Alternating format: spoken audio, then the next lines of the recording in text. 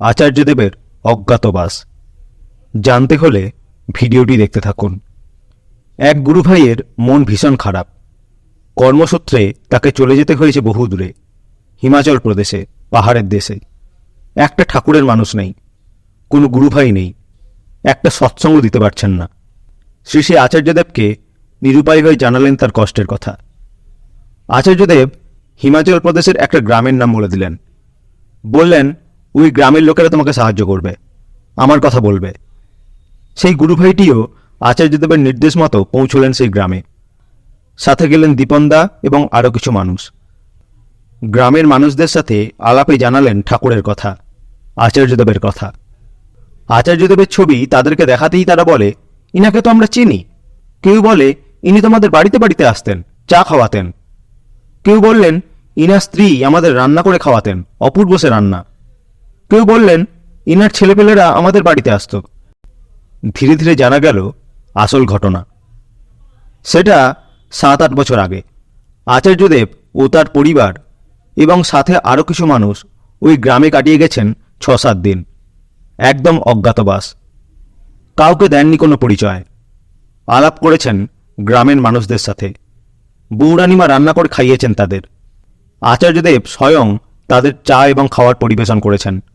এই ঘটনাটি উল্লেখ করে শ্রী শ্রী আচার্যদেব বললেন তাঁর ত্রিপুরা পরিক্রমার সময়, তোমাদের শুধু একটাই কাজ, এই জয়গুরু আওয়াজ আর এই পোশাক বাদ দিয়ে তোমাদের যদি কেউ বলে যে এটা ভালো মানুষ, এটা একটা আলাদা মানুষ, তাহলে বুঝবে যে তোমার ঠাকুরের কাজ হয়েছে।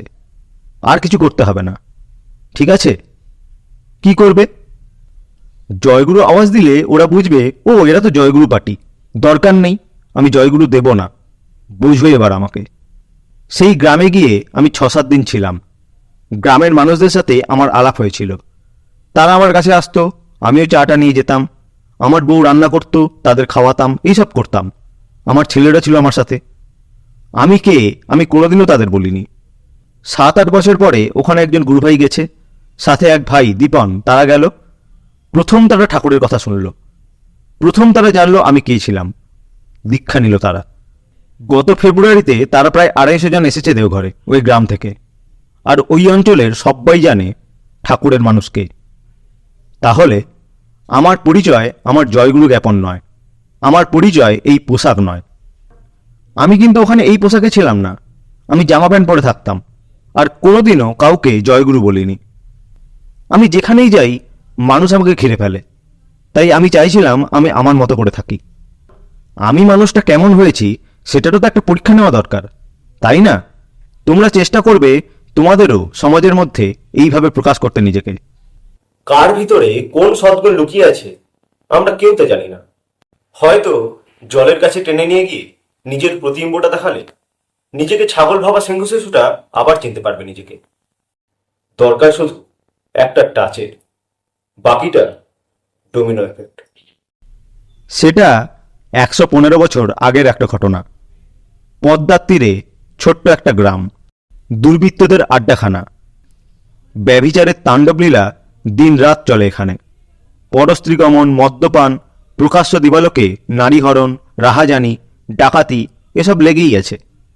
গ্রাম্য বালিকা এবং বধূগণ নিঃসঙ্গ অবস্থায় পদ্মায় জল আনতে যেতে ভয় পান। যুবতী কন্যাদের গৃহের মধ্যেও নিরুদ্বেগে শুতে যাওয়ার উপায় নেই। ঘরের বেড়া বা শীত কেটে পাষণ্ডেরা তাকে নিয়ে পলায়ন করতে পারে। এই সকল অত্যাচারের বিষয় কেউ কোনোদিন কর্তৃপক্ষের গোচরে পর্যন্ত আনতে সাহস করে না, কারণ করলে পুরো পরিবারকে হত্যা করে সর্বস্ব লুট করে বাড়িঘর আগুনে পুড়িয়ে দিতে এরা দুবার ভাববে না। সালটা 1910। কলকাতা থেকে ডাক্তারি পড়ে গায়ে ফিরেছেন অনুকূলচন্দ্র। শুরু করেছেন ডাক্তারি। এসব খবর কানে এসে পৌঁছালো তার, আর তাদের সাথে গিয়ে মিশতে লাগলেন। যখনই সময় পান তখনই তিনি তাদের কাছে যান। কখনো কখনো নিজে টাকা খরচ করে তাদেরকে মিষ্টি খাওয়ান। গ্রামবাসীরা সন্দেহ করতে লাগলো। অনেকে আবার দুঃখ করে বলতে লাগলো, আহা, এমন ভালো যুবকটা পথভ্রষ্ট হয়ে গেল। পিতামাতাও শাসন এবং তিরস্কার করতে লাগলেন। সর্বপ্রকার বাধা, বিপত্তি, নিন্দা, অপবাদ উপেক্ষা করে যুবক চিকিৎসক সেই দুর্বৃত্তদের সাথে মিশতে লাগলেন।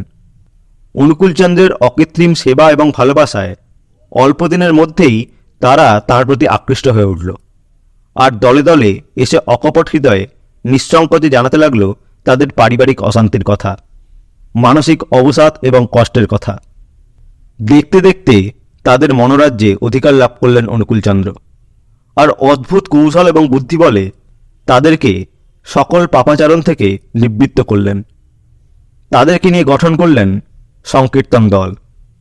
কীর্তনের আগুনে পুড়ে ছারখার হয়ে গেল তাদের সব পাপ প্রবৃত্তি, আর শুরু হলো একটা আন্দোলন, সৎসঙ্গ আন্দোলন। কত চোর যে সাধু হলো, কত কত হনুমানকে দিয়ে যে তিনি অসাধ্য সাধন করালেন, তার হিসেব নেই। এবার ফিরে আসি বর্তমানে। স্থান ত্রিপুরা, আমপুরা। ইতিহাসের এক কালো অধ্যায়ের নাম। প্রায় 300 আদিবাসী উপজাতি পরিবারের বাস এখানে। অধিকাংশই একটা সময় ছিল উগ্রবাদী সংগঠনের সঙ্গে যুক্ত। অপহরণ, খুন, লুটপাট, রক্তের হোলি খেলা এসব ছিল প্রতিদিনের কাহিনী। একদিন এই ভয়াবহ অঞ্চলে ঠাকুরের এক কর্মী দিব্যেন্দুদাকে কাজ করতে পাঠালেন আচার্যদেব। উদ্দেশ্য একটাই, এই আদিবাসী জনগোষ্ঠীকে পরম প্রেমময়ের অমীয় প্রেমের স্পর্শ দিয়ে জীবনের মূল স্রোতে ফেরানো। স্বয়ং আচার্যদেব নিজেও মাঝে মাঝে ত্রিপুরায় এসেছেন, যখন এসে থেকেছেন এদের সাথে, তাদের মাঝে, তাদেরই একজন হয়ে। ধীরে ধীরে সময় পেরিয়েছে। ঠাকুরের প্রেমের বলে আচার্যদেবের লীলায় দেখতে দেখতে সেই কালো অধ্যায় অতিক্রম করেছে তারা। আজ সেখানে তৈরি হয়েছে সৎসঙ্গ মন্দির। গত 12ই ফেব্রুয়ারি 2025 আবার তৈরি হলো সেই মহেন্দ্রক্ষণ। তিনি আবার এলেন। মন্দির থেকে প্রায় 500 মিটার দূরে মাঠে তার বসার আয়োজন। তিনি সেখানে উপবেশন করলেন। তাকে ঘিরে আনন্দে মেতে উঠলেন সেখানকার আদিবাসী মানুষেরা। তাদের প্রাণের মানুষ আবার এসেছেন তাদের কাছে। মাঠে তার বলা শেষ হলো। মেঠো পথ ধরে সেই উপজাতি মানুষদের সাথে হেঁটে হেঁটে তিনি মন্দিরে প্রবেশ করলেন।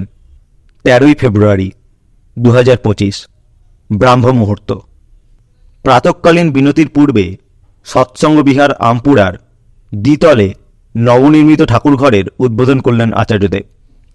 উগ্রপন্থার নিদারুণ যে অভিশাপ আমপুরাবাসীদের পৃষ্ঠে এঁকে দিয়েছিল কলঙ্কের মসিচিহ্ন, আচার্যদেবের অনুশাসনবাদের অনুসরণ প্রভাতের অর্কালোকে আজ তাদের ললাটে পরিয়ে দিল সত্তাপ্রেমের বিজয় তিলক।